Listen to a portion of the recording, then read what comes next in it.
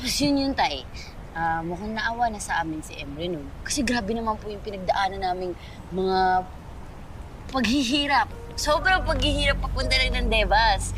Tapos, yun, binigay niya po sa akin yung gamot na ininom ko po para tuluyang mawala yung sumpa ni Ethel sa akin.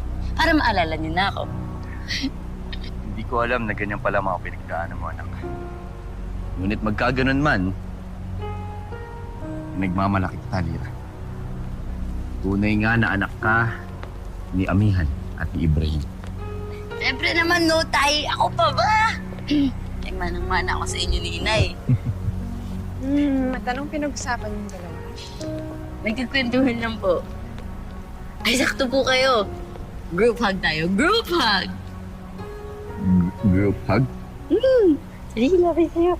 Miss ko na kayo yakapin pareho. O, diba? Ang saya. Okay, wait. Gusto ko kiss niyo ako sabay. Dali. Kiss niyo ako sabay. Dito. Halikan? Halikan. Oo, halikan. Game ah.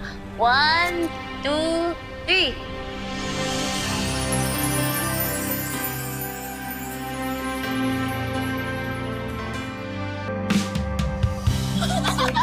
Mira!